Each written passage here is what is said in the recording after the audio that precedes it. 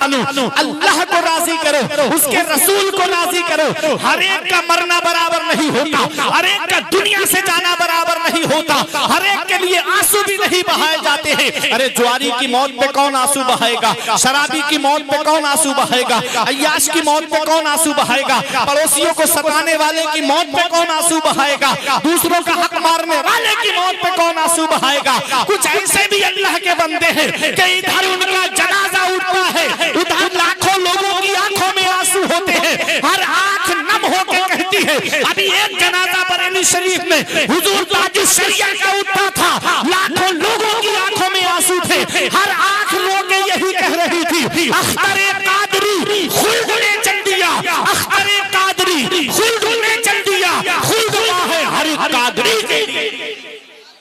हर एक का मरना बराबर नहीं होता, हर एक का दुनिया से जाना बराबर नहीं होता। अल्लाह को राजी करके जाओ, रसूल को राजी करके जाओ, नबी को राजी करके जाओ। जब इधर जनाजा उठे तो इमाम साहब ये कहें, गद्दार मुस्तफा का नहीं, वफादार मुस्तफा का जनाजा जा रहा है, आशिक रसूल का जनाजा जा रहा है, गुलाम रसूल का जनाजा जा रहा है। जब इस हाल में जाओगे तो यही कहते हुए जाओगे, ये नाज ये अंदाज हमारे नहीं होते, दामन में अगर टुकड़े तुम्हारे नहीं होते, बेदाम ही बिक जाइए बाजारे नबी में, इस शान के सौदे में खसारे नहीं होते, मिलती ना अगर भीख हुजूर आपके दर से, इस ठाट से मंगतों के गुजारे नहीं होते।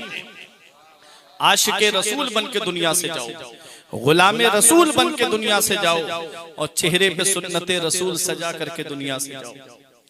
कहीं ऐसा ना हो कि हम कब्र के अंदर पहुंचे और हमारे आका कब्र में तशरीफ लाएं और हमारे चेहरे पे सुन्नते रसूल भी ना हो। मेरे आका की महबूब सुन्नत है दाढ़ी शरीफ। अल्लाह और उसके रसूल को राजी करो। ये दुनिया चंद दिन की है, ये इसाले सवाब की महफिल है। अब एक बात बताऊं, एक हदीस का मफहूम मैं आपको सुनाता हूँ। मेरे आका की बारगाह में एक सहाबी आए और अर्ज करते हैं, या रसूल अल्लाह, क्या माँ बाप के इंतकाल के बाद भी उनका कोई हक रह जाता है औलाद के ऊपर? माँ बाप दुनिया से चले जाएं तो क्या उनका कोई हक है जो औलाद के ऊपर रह जाता है? बरिवायत मुख्तलिफ नबी ने फरमाया, हाँ, 4 हक हैं कि औलाद के ऊपर बाकी रह जाते हैं। आला हजरत ने पूरा एक रिसाला लिखा है, इकराम वालिदैन। जितने हुकूक और हैं वो सब इन्हीं 4 के ज़िम्न में आते हैं। ये उलमाए किराम तशरीफ फरमा है, इनकी मौजूदगी में और आले रसूल तशरीफ फरमा है। ये ईसाले सवाब की महफिल है। मेरे आका ने फरमाया, हाँ, 4 हक हैं माँ बाप के इंतकाल के बाद जो औलाद के ऊपर बाकी रहते हैं। सहाबा ने अर्ज किया, या रसूलल्लाह वो क्या है? नबी ने फरमाया, अस्सलातु अलैहिमा, जब माँ बाप का इंतकाल हो जाए तो उनकी नमाज़े जनाजा पढ़ी जाए। माँ बाप का इंतकाल हो जाए तो उनकी नमाज़े जनाजा पढ़ना चाहिए। आज होता क्या है कि इधर इमाम साहब मुसल्ले पे खड़े हैं, सफ़े लगी हुई हैं, इमाम साहब कहते हैं इजाजत दो नमाज़े जनाजा पढ़ाने की, तो दूर साहब छोटा सा रुमाल सर पे रख के खड़े होके कहते हैं पढ़ाओ नमाज़े जनाजा। ये औलाद है, इल्ला माशाअल्लाह। काश इस औलाद को तुमने आलिम या हाफिज बनाया होता तो पीछे खड़ा नहीं होता, बल्कि मुसल्ले पे खड़े होकर के अपने बाप की या अपनी माँ की नमाज़े जनाजा पढ़ाता हुआ नजर आता।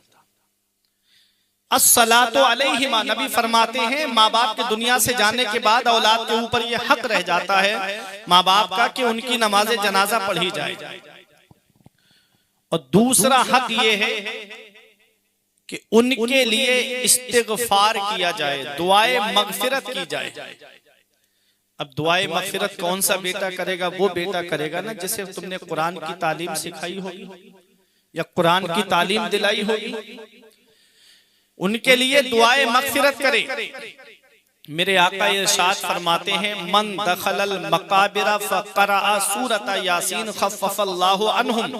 नबी फरमाते हैं जो कब्रिस्तान जाए और एक मर्तबा सूरह यासीन शरीफ पढ़ दे तो अल्लाह तबारक व तआला कब्रिस्तान के मुर्दों के अजाब में कमी कर देता है और पढ़ने वाले को तादाद के बराबर सवाब अता फरमाता है। कोई बता देगा नहरोसा के कब्रिस्तान में कितने मुर्दे दफन हैं? कोई गिनती करके बता सकता है कितना सवाब है एक मर्तबा सूरह यासीन शरीफ पढ़ने का? कि एक मर्तबा सूरह यासीन शरीफ पढ़ने का ये सवाब है कि कब्रिस्तान के मुर्दों के अजाब में कमी हो जाती है और अल्लाह पढ़ने वाले को तादाद के बराबर सवाब अता फरमाता है। मेरे आका हुजूर सल्लल्लाहु ताला अलैहि वसल्लम ने इरशाद फरमाया, मन दखलल मकाबिरा फक़रा फातिहतल किताब। मेरे आका फरमाते हैं कि जो कब्रिस्तान जाए और एक मर्तबा सूरह फातिहा और 11 मर्तबा सूरह इखलास यानी कुल वल्लाह शरीफ और एक मर्तबा अल हाकुमुत तकासुर हत्ता ज़ुरतुमुल मकाबिर, इस सूरत को पढ़े और इसका सवाब कब्रिस्तान के मुर्दों के लिए ईसाल कर दे तो जितने मुर्दे हैं वो सब उसके लिए मग़फ़िरत की दुआ करते हैं जो ईसाले सवाब करने वाले हैं। आज हम कब्रिस्तान जाते हैं तो कोई मोमबत्ती लगा के आता है, कोई अगरबत्ती जला के आता है ना? यही तो है ना? क्या अच्छा होता कि ये जो पैकेट तुमने मोमबत्ती 5 रुपए का लिया या 10 रुपए का लिया, इसकी जगह गुलाब के फूल ले लेते और कब्र के ऊपर डाल देते, तो जब तक वो तर रहते तस्बीह पढ़ते रहते और मुर्दे को जो है वो उनसियत महसूस होती। ये छोटी छोटी बातें हैं हम जिस पर अमल नहीं करते। जब भी कब्रिस्तान जाओ अपने अजीज की कब्र पर तो थोड़े से फूल लेके चले जाया करो, उनकी कब्र पे डाल दिया करो और वहां खड़े होकर के कुरान की बैठ करके कुरान की तिलावत कर लिया करो। और जब वहां बैठ करके कुरान की तिलावत करोगे तो उनको उनसियत महसूस होगी, उनको कब्र में आराम होगा और तुमको भी पढ़ने वाले को भी तादाद के बराबर अल्लाह ताला सवाब अता फरमाएगा। सूरह यासीन शरीफ पढ़ने में कितना वक्त लगता है? 5 रुकू हैं, कितना भी हल्के पढ़ने वाला होगा तो 15 मिनट में पढ़ लेगा, 20 मिनट में पढ़ लेगा। जो बाप पूरी प्रॉपर्टी हमारे नाम करके चला गया, क्या हम उसके लिए 20 मिनट नहीं निकाल सकते? क्या हम उसके ईसाले सवाब के लिए 10 मिनट बैठ करके कुरान की तिलावत नहीं कर सकते? मेरे आका हुजूर सल्लल्लाहु अलैहि वसल्लम फरमाते हैं कि माँ बाप के इंतकाल के बाद ये हक रह जाता है कि औलाद जो है अपने बाप की नमाज जनाजा पढ़े, उनके लिए इस्तिग़फ़ार की दुआ करे।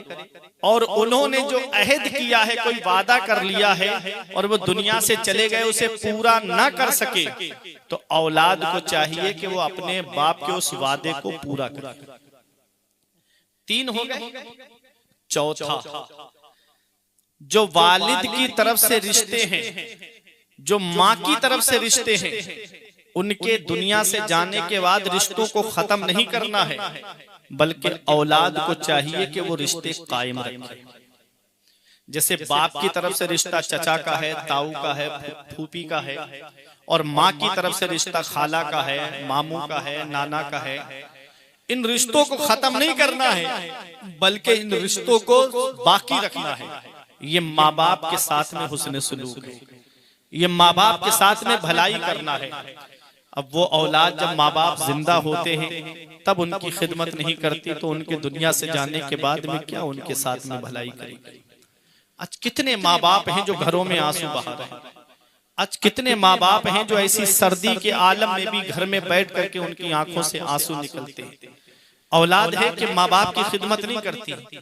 आज नौजवानों को आप देखेंगे वो 2.5 घंटे की फिल्में बैठ करके देखेंगे, लेकिन 10 मिनट अपने माँ बाप के पास नहीं बैठ सकते।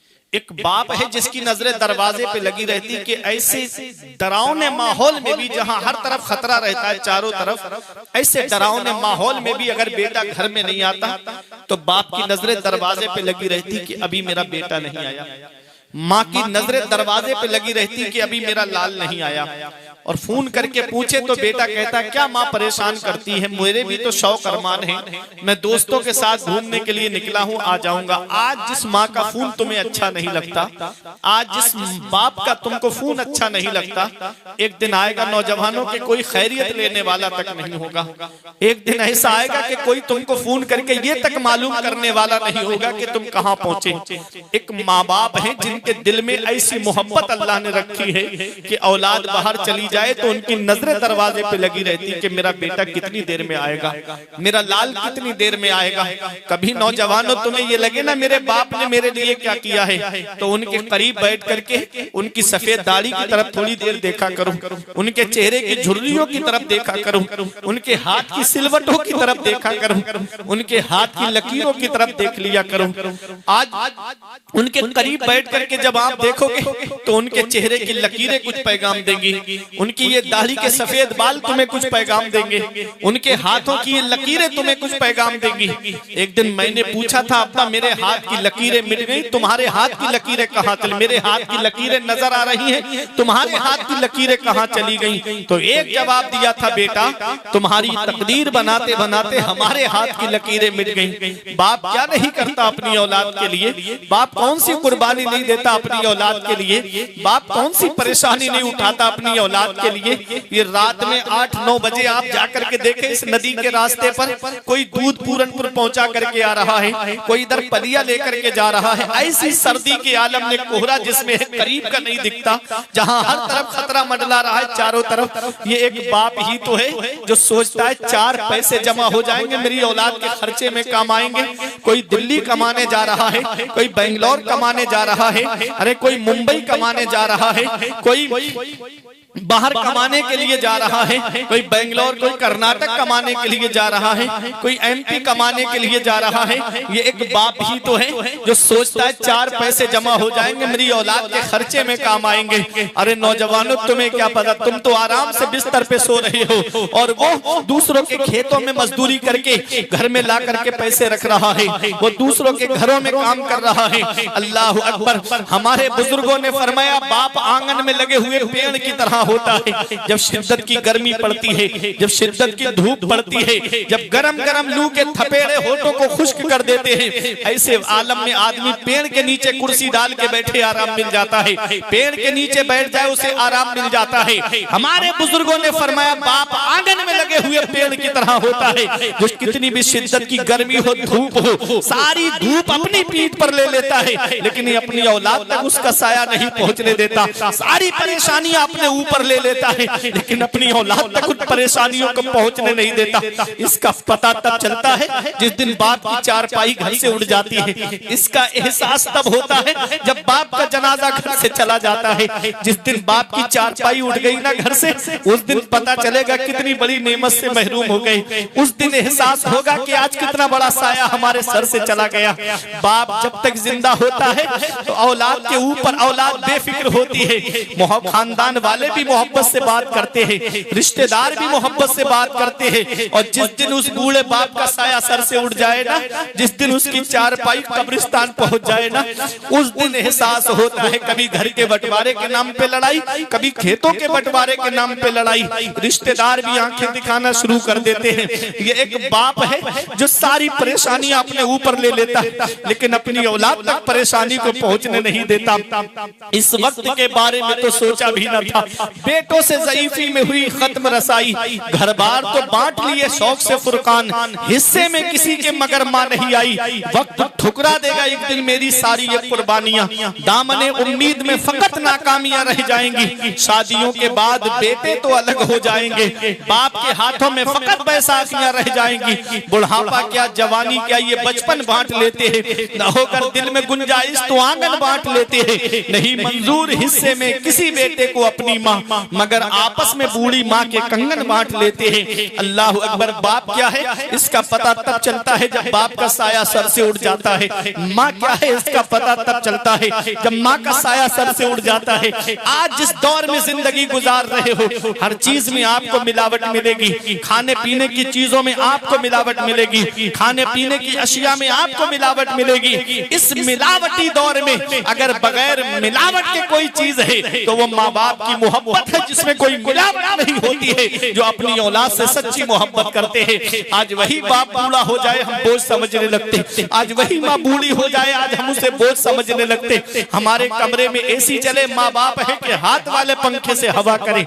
आज जाड़ों में हमारे कमरों में हीटर लगा है और बाप है कि तीनों झोपड़ियों में रह करके पुरानी रजाई ओढ़ करके अपनी जिंदगी को गुजार रहा है। क्या इस दिन के लिए औलाद को जवान करता है बाप? क्या इस दिन के लिए औलाद के लिए बाप ने जा करके दुआएं की थी कि मौला मेरे घर में चिराग जलाने वाला आ जाए? आज वही औलाद अपने बाप की कदर नहीं करती। मौलाना रूम फरमाते हैं पहली मोहब्बत है माँ बाप की जो दुनिया में बदला मांगती है। अगर तुम अपने माँ बाप के साथ भलाई करोगे तो तुम्हारी औलाद तुम्हारे साथ भलाई करेगी। अगर तुमने अपने माँ बाप के साथ भलाई नहीं की तो बुढ़ापे में ये उम्मीद लगा के मत बैठना कि तेरी औलाद तेरा सहारा बन जाएगी। आका के वसीले से कभी तो नमाज से, आका के वसीले से कभी तो नमाज से, औलाद माने मांगी थी बंदा नवाज से। अब्बा की आंख का जो चश्मा ना ला सके मैयत पे आ रहे हैं हवाई जहाज से। ये हाल है आज की औलाद का कि बाप एक एक पैसे के लिए परेशान है, माँ एक एक पैसे के लिए दुखी बैठी है, बाप दवाई के लिए परेशान है, माँ दवाई के लिए परेशान है, और बेटा है कि अजमेर की बड़ी डेग में पैसे डालकर आ रहा है। बाप एक एक पैसे के लिए परेशान है और बेटा कोई नैनीताल की सैर कर रहा है, कोई दार्जिलिंग की सैर कर रहा है और कोई जाकर के जंगल घूमने के लिए आ रहा है। अल्लाह अकबर। इधर माँ बाप एक एक पैसे के लिए परेशान है और बेटा जाकर के होटलों में वेटरों को टिप दे करके आ रहा है, कोई फिल्मों में पैसे लुटा करके आ रहा है।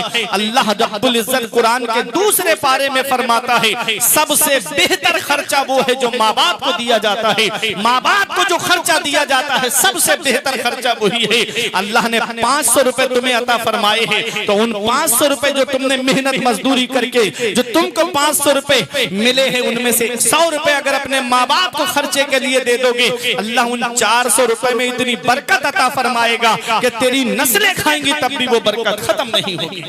लेकिन इधर माँ बाप एक एक पैसे के लिए परेशान। बेटा है कि मोबाइलों में पैसे लुटाता हुआ नजर आता है, बेटा है कि अय्याशियों में पैसे लुटाता हुआ नजर आता है। ऐ मेरे प्यारे मुसलमानों, ऐ मेरे नौजवानों, जैसा दूसरा काबा नहीं है, जैसा दूसरा गुम्बद खजरा नहीं है, ऐसे ही दूसरे माँ बाप नहीं है। जिस दिन इनकी चारपाई घर से उठ गई उस दिन तुम चराग लेके भी ढूंढोगे तो बाप जैसा प्यार करने वाली शख्सियत नहीं मिलेगी, माँ जैसी मोहब्बत करने वाली शख्सियत नहीं मिलेगी। बाप आंगन में लगे हुए पेड़ की तरह है। जिस दिन ये पेड़ आंगन से उखड़ गया उस दिन एहसास होता है कि हम कितने बड़े साये से महरूम हो गए। ऐ ज़िया माँ बाप के साये की ना कदरी न कर, ऐ ज़िया माँ बाप के साये की ना कदरी न कर, धूप काटेगी बहुत जब ये शजर गिर जाएगा। जिस दिन ये पेड़ आंगन से उखड़ गया उस दिन धूप भी परेशान करेगी, गरम गरम लू के थपेड़े भी परेशान करेंगे। अल्लाह रब्बुल इज्जत 15वें पारे में फरमाता है वक़दा रब्बुका अल्ला तअबुदू इल्ला इय्याहु व बिल वालिदैनि इहसाना। हुक्म दिया तेरे रब ने कि अपने रब के सिवा किसी की बंदगी ना करो और अपने माँ बाप के साथ हुस्ने सुलूक करो। कब? इम्मा यबलुगन्ना इंदकल किबरा अहदुहुमा व किलाहुमा फला तकुल लहुमा उफ़्फ़िन वला तनहरहुमा व कुल लहुमा क़ौलन करीमा। रब फरमाता है जब वो दोनों बुढ़ापे को पहुंच जाएं या उनमें का कोई एक बुढ़ापे को पहुंच जाए तो उन्हें उफ भी ना कहना। इजहारे तनफ्फुर के लिए नफरत के तौर पे सबसे हल्का कलमा उफ है। कुरान ने उस पे भी रोक लगा दी कि माँ बाप को उफ भी मत कहना। वला तनहरहुमा, उन्हें झिड़कना नहीं, गाली देना तो बहुत दूर की बात, उनसे तेज तर्रारी से बात करना तो बहुत दूर की बात। कुरान कहता है झिड़कना भी मत। वक़ुल लहुमा क़ौलन करीमा, जब भी बात करना तो मोहब्बत से बात करना, जब भी बात करना तो प्यार से बात करना। उलमा फरमाते हैं औलाद को अपने माँ बाप से ऐसे बात करनी चाहिए जैसे गुलाम अपने आका से बात करता है, जैसे एक नौकर अपने मालिक से बात करता है। ये माँ बाप है। उलमा फरमाते हैं आदमी की जो अकल है ना वो 40 साल में पूरी होती है। बचपन से लेके जब 40 साल उसकी उम्र हो जाती है तब अकल मुकम्मल होती है, और 40 से लेके 60 तक अकल मुकम्मल रहती है, 20 साल। और जब 60 से ऊपर जाता है तब उसकी अक्ल कम होने लगती है, उसमें बच्चों वाली क्वालिटी आने लगती है। आप देखते होंगे बूढ़े आदमी को कभी कभी वो बच्चों जैसी हरकतें करने लगते हैं।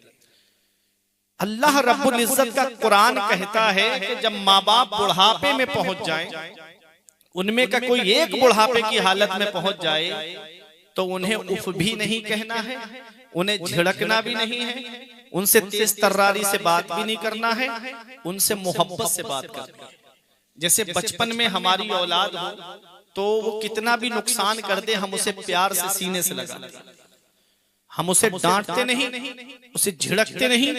अगर माँ उसकी मारने के लिए आगे बढ़ती है तो बाप कहता है रहने दे, मेरा बेटा है, मेरा लखते जिगर है, सामान तोड़ दिया तो क्या हुआ, मैं दूसरा ले आऊंगा। अल्लाह रब्बुल इज्जत के कुरान को आप समझिएगा, रब फरमाता है वक़्फ़िद लहुमा जनाहा ज़ुल्ल मिनर रहमा वक़ुर रब्बिरहमहुमा कमा रब्बयानी सगीरा। अपने माँ बाप के लिए मेहरबानी का बाजू बिछाओ और उनके लिए ऐसे दुआ करो, ये अल्लाह मेरे माँ बाप पे ऐसा रहम फरमा जैसा उन्होंने बचपन में मेरे ऊपर रहम किया था। माँ बाप कैसे रहम करते हैं अपने बच्चों पर बचपन में? एक तो मतलब इसका यह है कि अपने माँ बाप के लिए मेहरबानी का बाजू बिछाओ, और एक मतलब इसका यह है कि अपने माँ बाप के लिए अपने बाजुओं को समेट लो, अपने माँ बाप के लिए अपने बाजुओं को सकोड़ लो। जैसे परिंदा जब ऊपर उड़ता है तो उसके पर फैले हुए होते हैं, बाजू फैले हुए होते हैं, और जब अपने घोंसले की तरफ आता है तो बाजू समेट के आता है, बाजू सकोड़ करके आता है। और जब अपने मकान में आया, अपने घोंसले में आया तो बाजू समेट लिए उसने। अल्लाह कुरान में फरमाता है कि अपने माँ बाप के लिए अपने बाजुओं को सकोड़ लो। मतलब यह है कि तुम डॉक्टर होगे तो घर के बाहर होगे, तुम इंजीनियर होगे तो घर के बाहर होगे, तुम प्रोफेसर होगे तो घर के बाहर होगे, तुम आईएएस आईपीएस होगे तो घर के बाहर होगे। जब घर के अंदर आओ तो अपने माँ बाप के लिए बाजुओं को समेट करके आओ। घर के अंदर जब आओ तो डॉक्टर बन के मत आना, इंजीनियर बन के मत आना, प्रोफेसर बन के मत आना, आईएएस आईपीएस बन के मत आना। जब घर के अंदर आओ तो माँ बाप का बेटा बनकर आना, उनका लखते जिगर बनकर अपने माँ बाप की खिदमत करते हुए। रब फरमाता अपने माँ बाप के लिए अपने बाजुओं को समेट लो, अपने माँ बाप के लिए अपने बाजुओं को सकोड़ लो, और ऐसे दुआ करो, ये अल्लाह मेरे माँ बाप पर ऐसा रहम फरमा जैसा उन्होंने बचपन में मेरे ऊपर रहम किया था। माँ बाप दुनिया से चले जाएं तो उनका ये हक है औलाद के ऊपर के औलाद उनके लिए बख्शिश की और मग़फ़िरत की दुआ करती रहे। ये हक रह जाता है माँ बाप का औलाद के ऊपर कि वो अपने माँ बाप के लिए बख्शिश की और मग़फ़िरत की दुआ करती रहे। तो आज अगर माँ बाप जिंदा हैं तो उनकी लंबी उम्र की दुआ करो, और माँ बाप या उनमें से कोई एक दुनिया से चला गया है तो आले रसूल मौजूद हैं, यहाँ सलाम तक रुकिएगा, आले रसूल दुआ फरमाएंगे। अल्लाह रब्बुल इज्जत आले रसूल की दुआओं को कबूल फरमाए। तो हमारे जो मरहुमीन हैं अल्लाह ताला आले रसूल के सदके वसीले से उनकी बख्शिश फरमाते हैं। यहीं बैठे आप हज़रात, आती हैं रोज रोज कहाँ ऐसी हस्तियां, बसती हैं जिनके दम से मोहब्बत की बस्तियां। कुछ मुंतखब जलसे होते हैं नहरोसा की सरजमीन पे जिसमें सादाते किराम की आमद होती है, और आप उन नौजवानों को दुआ दो कि जिनके वसीले से आले रसूल के कदम आपकी बस्ती में पड़ जाते हैं, जहाँ हुसैन की आल के कदम आपकी बस्ती में पड़ जाते हैं। जो मुस्तफ़ा के सना खान बन के रहते हैं वो अपने अहद की पहचान बन के रहते हैं। जुदा है शान अली तेरे शहजादों की, जहाँ भी रहते हैं सुल्तान बन के रहते हैं।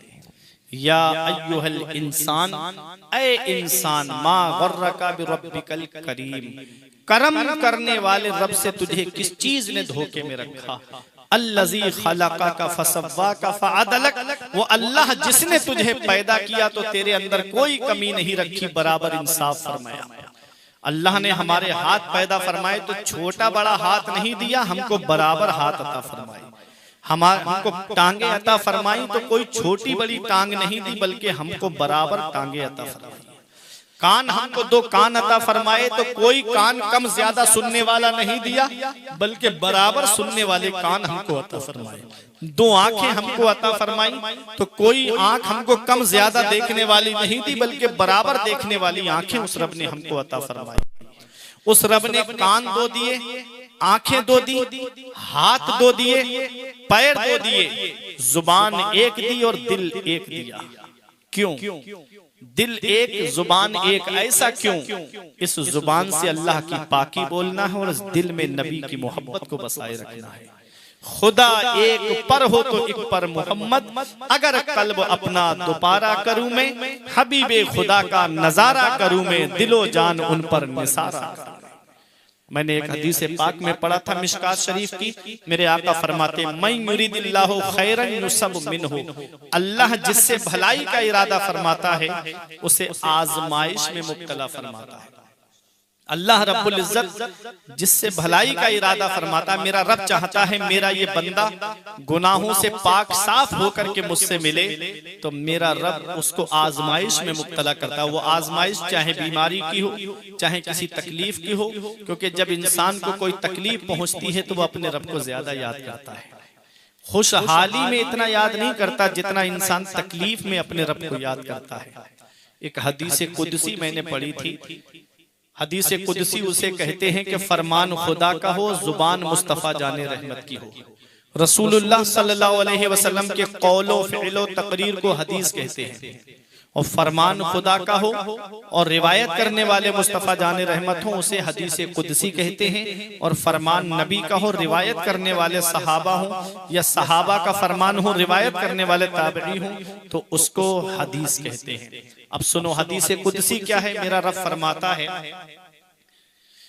कि मेरे बंदों में से जब किसी बंदे को कोई मुसीबत पहुंचती है, मेरे बंदों में से मेरे किसी बंदे को कोई मुसीबत पहुंचती है, फी बदनिही व मालिही व वलदिही, उसके बदन के एतबार से यानी कोई बीमारी उसको लग गई, कोई तकलीफ उसको हो गई, या उसके माल के एतबार से कोई आजमाइश पहुंची, कोई मुसीबत पहुंची, खेती तैयार थी सैलाब आई हिलाक हो गई, या उसकी औलाद के एतबार से कोई तकलीफ उसको पहुंची, मुसीबत पहुंची, जवान औलाद का इंतकाल हो जाता है, बच्चों का इंतकाल हो जाता है। हदीस कुदसी में है, मेरा रब फरमाता है फस्तक़बलहु बिसब्रिन जमील, रब फरमाता है मेरा बंदा इस मौके पे सब्र जमील करता है और कहता है इन्ना लिल्लाहि व इन्ना इलैहि राजिऊन, ए अल्लाह हम तेरे ही लिए दुनिया में आए हैं और तेरी ही तरफ हमको पलट के जाना है। मौला माल तूने दिया ले लिया, औलाद तूने दी तूने ले ली, मौला ये तकलीफ जो मुसीबत मेरे ऊपर आई है मौला तू ही इसे दूर करने वाला है। जब बंदा सब्र जमील का मुजाहिरा करता है, रब फरमाता है इस्तहियतु अन अंसुबा लहू मीज़ाना और अंशुरा लहू दीवाना, रब फरमाता है मुझको हया आती है कि मैं उसका नाम आमाल खोलूं कयामत के दिन और उसके लिए मीज़ान अमल कायम करूं। जो बंदा मुसीबत पे सब्र करता है, जो बंदा अपनी औलाद के इंतकाल पे सब्र करता है, या माल के हिलाक होने पे सब्र करता है, परवरदिगार आलम ऐसे बंदे को बगैर हिसाब व किताब के जन्नत अता फरमाता है। तो सब्र करना चाहिए, सब्र करना चाहिए। करबला का मैदान अपनी निगाहों के सामने रखा करो। अगर किसी का जवान भाई चला जाए तो वो हजरत अब्बास की शहादत को देख करके सब्र कर ले। अगर किसी का बाप दुनिया से चला जाए तो वो इमाम ज़ैनुल आबिदीन के सब्र को देख करके कि आका इमाम हुसैन की शहादत पर इमाम ज़ैनुल आबिदीन ने कैसे सब्र किया था। ये करबला का मैदान हमको जिंदगी जीने का सलीका सिखाता है। अगर किसी का बचपन में कोई बच्चा चला जाए तो वो हजरत अली असगर की शहादत को याद कर ले और मेरे हुसैन का सब्र देख ले। इमाम हुसैन की शहादत पर हजरत ज़ैनब का सब्र, हजरत शहरबानो का सब्र, हजरत सकीना का सब्र और इमाम ज़ैनुल आबिदीन का सब्र देख लोगे। हम पे क्या मुसीबतें आई हैं, हम पे क्या परेशानियां आई हैं और हम क्या सब्र करते हैं जो सब्र करबला वालों ने करके हमको दिखा दिया। कोई परेशानी आए, करबला का वाकया निगाहों के सामने लाओ, तुमको सब्र करना आ जाएगा। खुद खाते नहीं थे, औरों को खिलाते थे, कैसे साबिर थे मोहम्मद के घराने वाले।